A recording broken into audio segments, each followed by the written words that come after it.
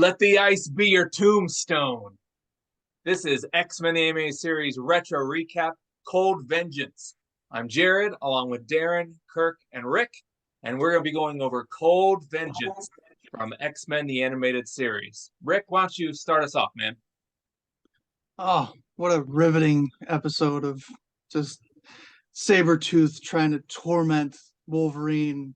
He finds his little place of peace he thinks he's in, and Sabretooth comes in with explosives that I don't know where he packed them, and just trying to torment the man and destroy a fishing village. And yeah, it was pretty good. It was a good episode. It was two of my favorite characters from there, going back and forth and battling. And yeah, I great dialogue. I mean, not really, Okay. but Awesome, man. All right, so now we'll start out and we'll go through our most valuable experience, our MVX, where we say the best part of the episode. Darren, why don't you tell us what your best part is? What was your MVX?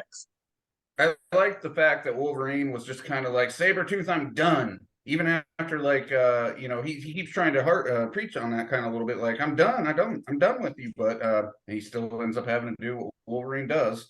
So I just like that little I mean, the episode was a little all over the place. It was good, but that internal conflict and that theme that tied in with it, that was my favorite moment Awesome. or aspect. All right, Captain Kirk. Well, this is probably going to be cheating a little bit, but my biggest excitement takeaway was that it was a Wolverine-centric episode.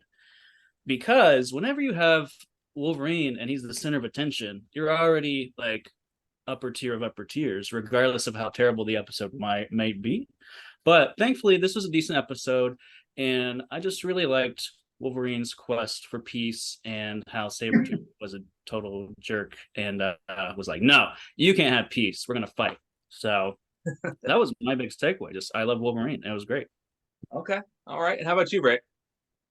yeah, Sabretooth is one of my favorite villains. He's like the ultimate evil and ultimate foil for Wolverine, who you think is like the most BA and unstoppable guy. So getting more of him in that episode was great for me. The cheesy lines, the like him just picking up the giant iceberg and throwing it at him, and he's like, "You could die down there" and stuff was pretty cool. And him trying to manipulate the one villager guy to try to sandbag Wolverine was cool, and more the evil tone of Sabretooth for me. And then, of course, the good guys got to win in the end. But, I mean, overall, I like the episode because, like I said, I like Sabretooth. I like Wolverine. Yeah, that's one of my favorites. So, Okay. Well, so the MVX for me has nothing to do with Wolverine or Sabretooth. I've always enjoyed Genosha. I think the concept of Genosha in the comics was very cool. And how are you going to interpret that for a kids show where they're like turn people into slaves? And so we kind of got a little glimpse of that in this episode. It got introduced. They think it's a touristy place, and to their dismay, it is not a place for tourists. So that was kind of the highlight for me was the Genosha stuff. And Yeah, that was sorry. What's that, I was going Darren? to say that was definitely a cool moment. That's all. Well, with the most valuable experiences, there's also an excruciating experience. So, what is your MXX, Darren? So, like, I actually I actually have a T-shirt with that Sabretooth design. I'm a big fan of Sabretooth as well. That's a great one. Yeah, look at that. Wow. I think I feel like he kind of got shortchanged in this because they didn't let him kill more people. Or at least I was like, oh, cool, he killed the whole fishing village. And then at the end, they're on an ice bridge that could possibly not form like that with, as Rick mentioned, bombs from wherever. So I just thought and Sabretooth is still a cool character in this and everything, but again, I just felt like, they killed other people in this series or alluded to it and things like, show Sabretooth for what he is and what happens. Like, I mean, they're able to pull so many things that in this cartoon that they can definitely not do this today. So why not take another chance at Sabretooth? I mean, Awesome. All right, Kirk, what about you, man? Wow. So my biggest complaint from this episode was the whiny Indian Alaskan. Well, I don't know what they were personally, but we'll just call them Alaskan Indian people. He was like super whiny, and he's like, "Oh my god, they like Wolverine more than me. I need to go, whatever, run away." I'm like, this is dumb. Like, you're dumb. Like, it's just kind of like, I don't, annoying characters just don't resonate with me. Like Short Round and Indiana Jones. Like, it's like, no, like, we don't need this. Okay. Now, I will admit it was nice. He redeemed himself in the end or whatever. But like, up until that, I'm just like, this guy's obnoxious. It's like, he just needs to go away. So I would say that's my biggest gripe, is just, I was like, man, I wish I was like watching Instagram right now so I don't listen to this guy talk more, you know? So that's just me. Sorry about it, but that's how I feel. Yeah, no, every episode has to have an MXX, and that's yours. Yeah. I don't want to be controversial, but that's what I felt, you know? All right, Rick.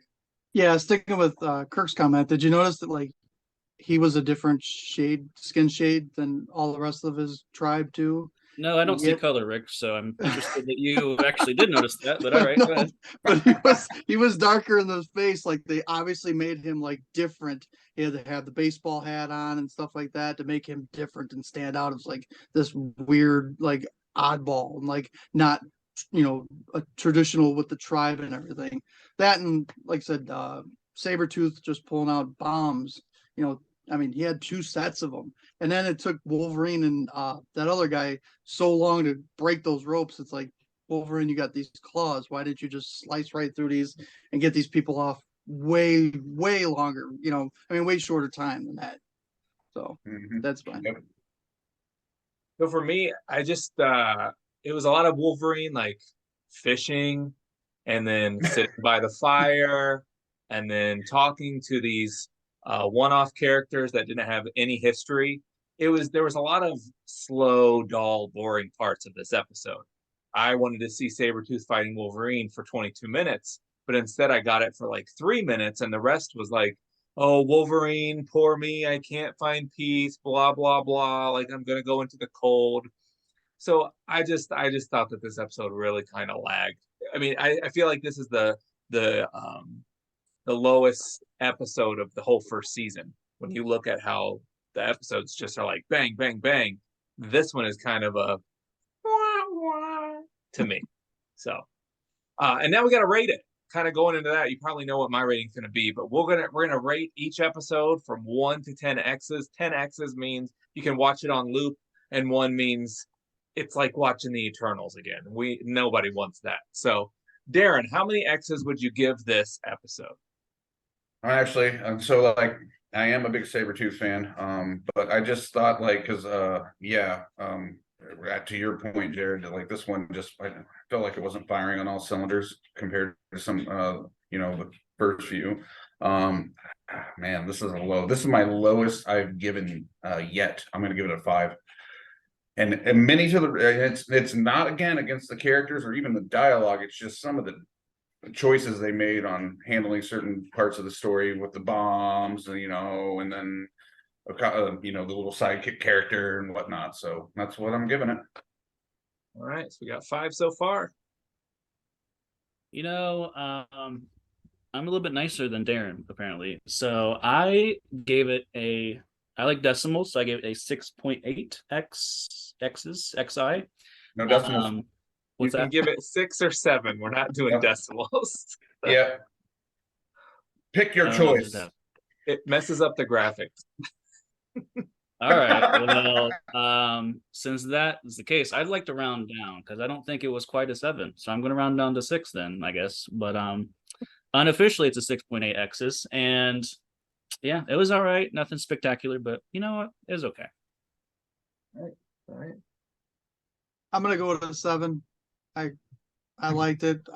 Nostalgically, I loved it as a kid, getting to see, like I said, Sabretooth on there. So any of the episodes with him and Wolverine in it is like Batman versus Joker, Superman versus Lex Luthor, all the big names, Magneto versus Professor X, like the big top line guys. They are the ones for me for Marvel. So Sure. All right, so we got a 5, 6, 7.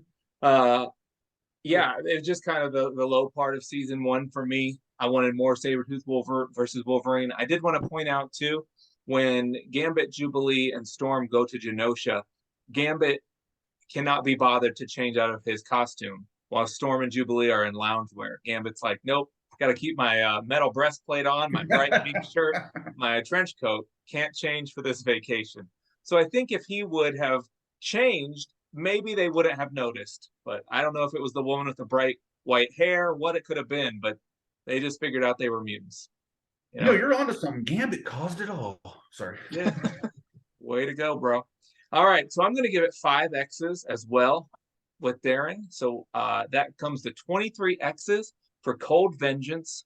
And until next time, make yours the M6P.